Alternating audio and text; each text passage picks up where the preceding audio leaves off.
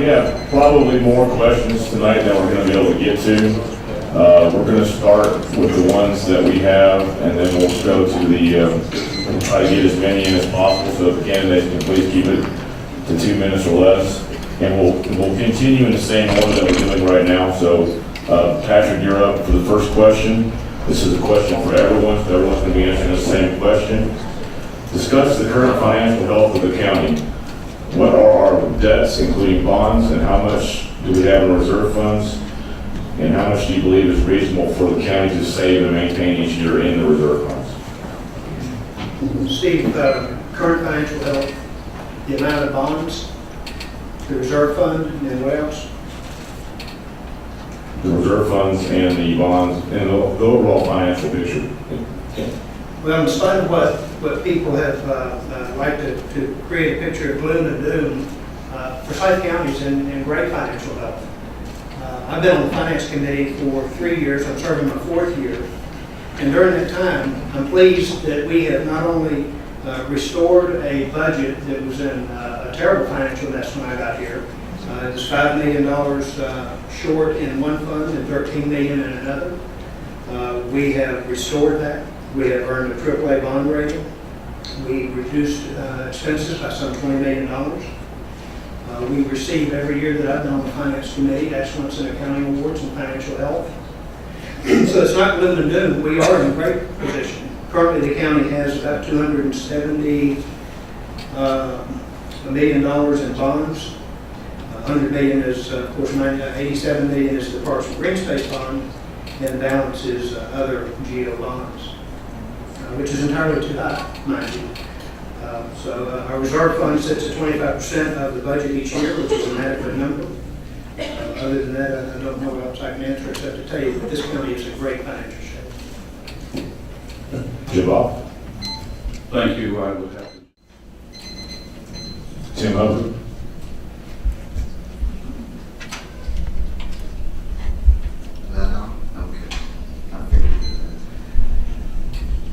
I run a small business as well, and we've had to make a lot of cutbacks. And if I was to say, let me see a show of hands of people in this room that's had to cut at least 30% out of their budget since 2007, everybody in here will probably raise their hand. You see, the county, from the best I can see and what I don't know the actual number, but from the best that I've been able to see, is they've not reduced their budgets the way that I've had to reduce mine and the way that you've had to reduce yours. And I think we should have been starting, I understand 07, but 08, we should have noticed right there there's something going on and we need to start cutting. I believe that. We should have started cutting then instead of waiting 3 or 4 years later and saying, oops, we're in less. I realize the budget, y'all got the budget set, but it needs to be being reduced, not increased. I wished I could increase my income every year because I don't want to get into that. We've not all had a cost of living increase every year. I haven't. I've made whatever we've worked for to get. Then we've saved for rainy days. And we've been in a rainy day, but the fund is depleted. And it's just common sense government. And that's what I believe we lack, is a lot of common sense. Y'all may not see eye to eye with that, but that's the way I look at it. I generally tend to vote my pocketbook. I don't know how you vote, but that's the way I look at it, is if it's going to cost me, I'm not going to vote for it. And we need to get to where we use common sense practices. We need to reduce the budget. I don't care what tomorrow's going to be, but we need to start reducing the budget across the board.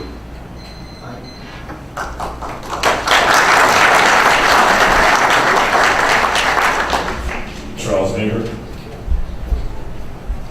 The current financial health of the county is sound. The AAA rating is excellent. It's an excellent deal for all the citizens in this county. Is the financial health the same as it was 3 or 4 years ago? No. Are values increasing like we would like to see them increase, the values in our homes and property? No, the values are not increasing like we'd like to see, and that has an impact on the tax digest. I believe we're going to be pleased that the tax digest will be as successful as it will be when the reports start coming out. But I have to concur that we do need to start making the plans to use the resources. You know, we don't really have a taxing problem in the county or the state or the nation. We've got a spending problem, and that's what we need to focus on, is to control the spending. Thanks.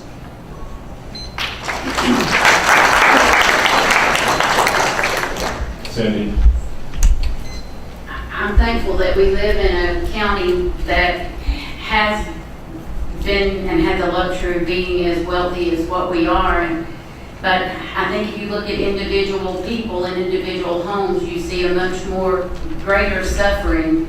And as Tim said, there's people that have had to make sacrifices and cutbacks, and I feel like our county should do the same, and it should be reflective. And I remember several years ago trying to ask people what they would sell their property for, and no one would come near to considering selling it for what the county had it appraised at.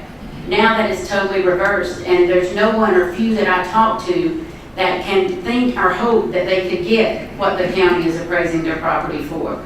And I think that when we come to real terms with what our property is really worth, and not just what they're being told it's worth, then we are going to have problems. We're going to see that there is greater problems out there, and I think that we are going to have to tighten the belt. I mean, I think that we can't. I look at the green space bond, and when I asked the commissioners and talked to them about doing the green space bond, and I warned at the work session that we can't do this if we don't have an operating budget to go with it. You can't take on $100 million of capital and be expecting that you can use the same amount of dollars to do that. And those are things we have to consider in making the tough decisions. We've got to raise revenue, we've got to take in more money, and we've got to cut back on the operation of things. And if we can't do that, then we're all going to be in trouble. Because I, for one, will never support raising taxes. And the only way you can keep things the same and not raise tax is by cutting your budget. And I think there's going to be some tough decisions that the Board of Commissioners will have to make in the near future.